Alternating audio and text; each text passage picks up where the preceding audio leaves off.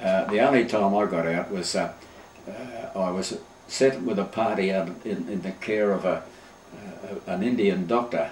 He was only a sergeant major, but was his rank. But we dragged a cart up to a little Burmese village to buy some supplies. They had a Jap guard with us, and he allowed us to sit down in this place and have some fried eggs. It's the only time I've ever tried to eat a fried egg with chopsticks, but we certainly managed to get it down. So what was the name of that Indian doctor? Wolf, Sergeant Major Wolf.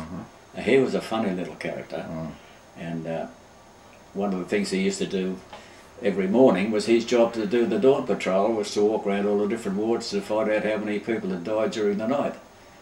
And one night, I remember one of the amusing events, that there was no such thing as bedpans, and all we had to use was a sort of army dixies. And after their use, they used to be turned upside down on top of a fire and burnt to sterilise it, and then kicked off and to cool down. But somebody would sing out for a bedpan and you'd pick up one of these dixies. Well, one of my friends unfortunately picked up a dixie. It was still fairly hot and shoved it under this bloke's backside with disastrous results. But there was a problem called beriberi. There were two kinds of beriberi. There was wet beriberi and dry beriberi. And the wet beriberi was something to behold. I mean, the body couldn't get rid of the fluid, and the body would swell up and the skin would be almost translucent. And if they'd have had, they tried to get the Japanese to provide us with rice polishings, because the rice polishings were where all the vitamins were. And it was remarkable if they got hold of some rice, and it was pretty difficult to get down. You could dry out to try and make a slurry out of it, but if they got enough of these rice polishings into these beriberi patients, they'd start to lose the fluid, and you know, they urinate considerable, copious quantities of urine, and when the body went down, when all the swelling went down, they just looked like skeletons. Now, did you have any close contact to Major Bruce Hunt?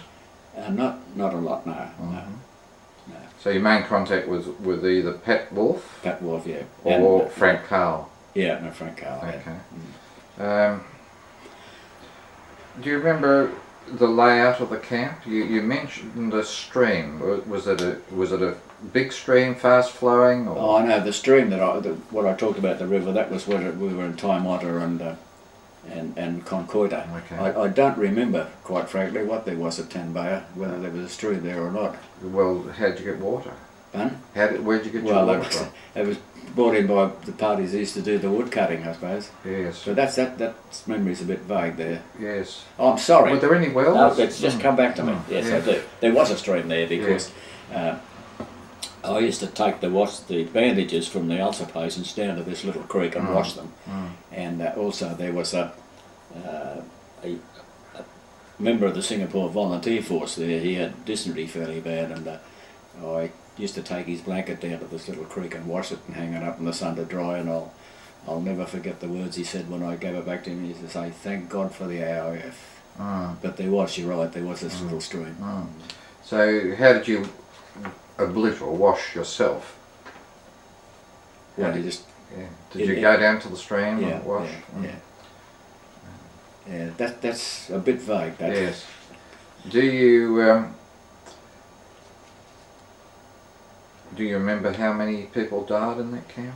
I can't remember how many died. I can only remember that only 4 patients survived from the amputations, but I think the death rate there would have been 50% or more, because they were all pretty bad when they got there. Yes. Now, who handled the, I'll call it burials or the service? Who was there a chaplain in the? Yes, in the camp? Padre Noel Duckworth was the chaplain, and we just had a little pause there, and I had directed your attention to the subject of the chaplain.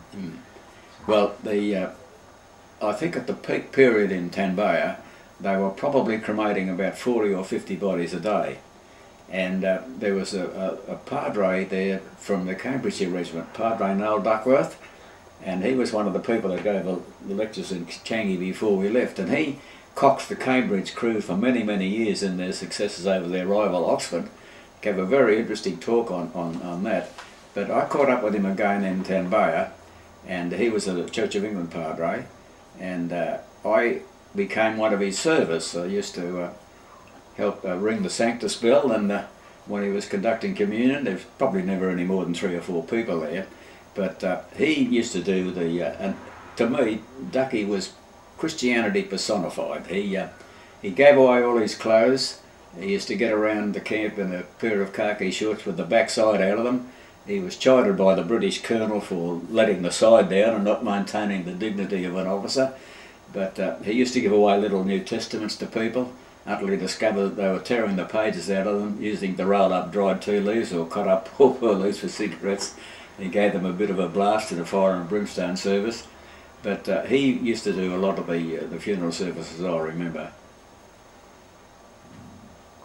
And he apparently... Oh, I'm sorry, yes. Little book and one of the things he gave me, which is one of my treasures, he gave me a book of common prayer, which obviously belonged to somebody in the Manchester Regiment. And in it there's a sketch of the Church of England chapel at in Singapore, which was yeah, that's good. The most well-known chapel was the Changi Chapel, which is now St Luke's. St Luke. No, the Changi Chapel was this was in transferred back to Duntroon, but this one was the result of an effort between an Australian padre and Padre Duckworth. And the Australian charge was a sort of low church, and Ducky was a sort of high church, and they couldn't agree on the name.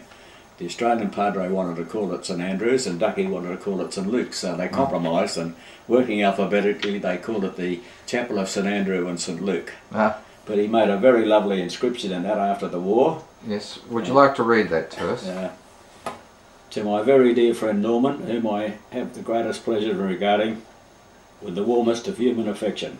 A keepsake of the joyous and important moments we shared spirit together in the service of the Master, with the earnest hope that when the tide of victory has rolled in and faith rewarded, we shall meet again in Australia in conditions more propitious. Noel Duckworth, Palm Sunday, 1942, Kanchanaburi. There's also an inscription in this written in Korean. One of the Korean guards came into our hut after the Japanese had surrendered and told us that he was a Christian, but it was very difficult to practice his religion being a Korean guard in the Japanese army. And I had that translated by a professor of languages at Sydney University when we came back, and it's a bit hard to understand. But now you mentioned that inscription was put in there in 1942, so that must have been on the march up. No, that was that was that must have been back in Singapore. No, that must have been just before we came back. I'm sorry, that must have been 1943.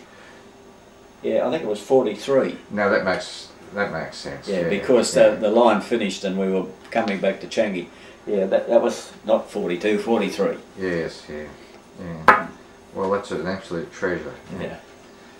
Do you remember any other chaplains up there, like a fellow named George Pillane? George? Now, I'm glad you raised that. That was another tremendous coincidence, because I was confirmed in Lismore in New South Wales, and when I was, before the Japanese came down, I was attached to a company of the 17th Dogra Regiment, an Indian regiment, who were guarding a boom on the Seduli River.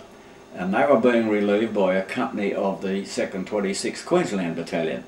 And who should be the first to get off the barge but Padre George Pillane, who was the rector of the church where I was confirmed in Lismore. Now, George finished up in probably one of the worst